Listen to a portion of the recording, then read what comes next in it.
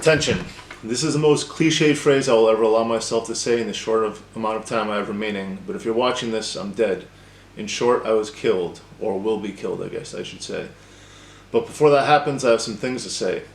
And just to let you know, I wrote a script for this. I didn't want to stumble over my last words, just FYI. First of all, to my new family, I'm sorry, but this could not have been prevented. I have seen many timelines through the use of an anomalous item that is no longer in my possession, and my death appears to be a universal constant. But before you ask what all that means, I must tell you that you are all safe. I have made sure of it. We're in the eye of the storm, but it will pass soon. Secondly, and this doesn't just go for my family, but I must admit that I was lying to you about my name. It's not Douglas Chun. First of all, Chun's not a Japanese name, and I know when I tell you that's not my name, a couple things are going to go through your head. Am I a fraud, a felon, a con man, a huckster, a spy? Was my previous family killed and I was put in witness protection? Am I just a very dedicated method actor for the upcoming season of your favorite show? No. While some or none of those may be true, that's not the point. The point is this. Formerly I was known as Anthony Sumerian Huang, but that's not my real name either. It's just the name I assumed after meeting my best friend, now deceased, Gareth Django Huang, whose real name I will respect the privacy of, was a good man. But how did I get to know him?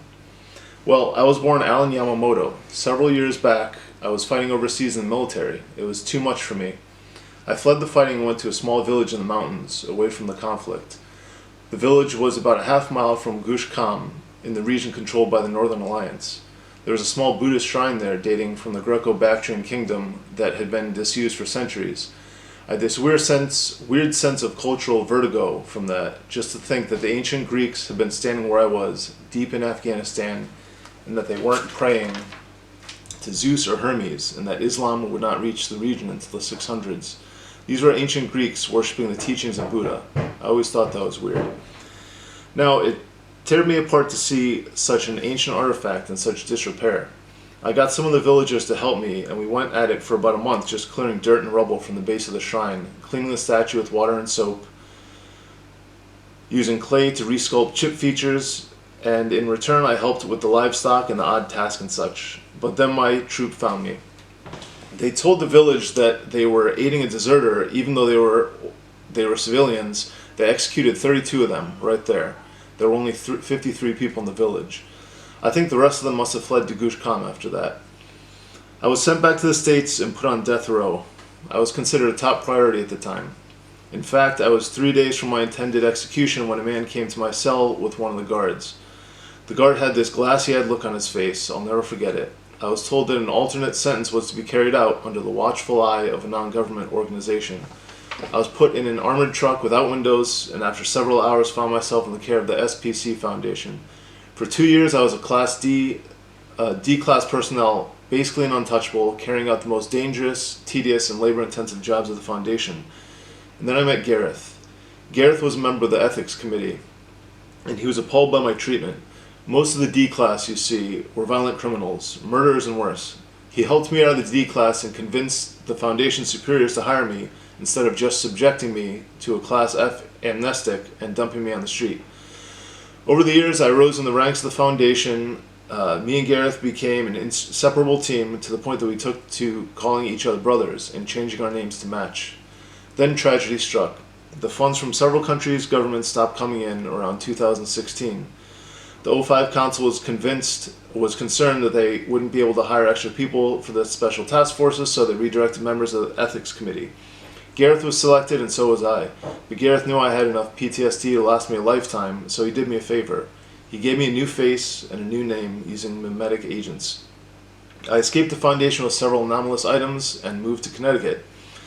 The Foundation sent scouts after me, but the power of the mimetic agents was strong. They came back empty-handed. But then there was a breach in the 8th dimension, and monsters and entities were drawn to it like flies to honey. Gareth came to warn me. He didn't make it.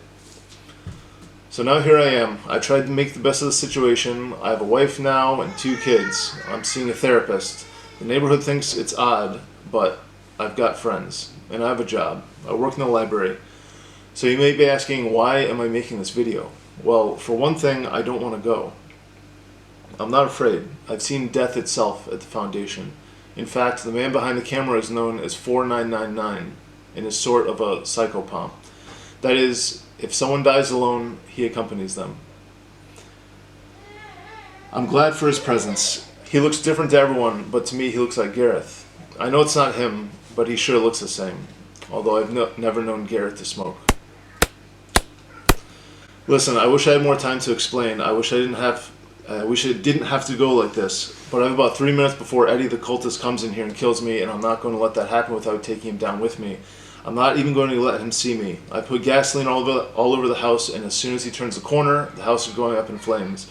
The dog's at the kennel, my family's at my mother-in-law's, so everything is ready. I'm going to turn off this camera, give it the trip to 4999, and go out with a bang. Remember, the Skull and Bones Society has Pancho Villa's skeleton. I may be a nutty conspiracy theorist, but I know that as a fact. Father Brixton, you're one sick, sick man. You may have won this round, but you're also losing one of your own. Eddie, your right-hand man. The Australian skinhead with silver teeth, a bad eye, and one hell of a cocaine addiction. You know the guy. And I know what kind of people you're up against. They're a brave, good-hearted lot, and they won't die easy. So if you have even an ounce of dignity left, I have one piece of advice for you. Run.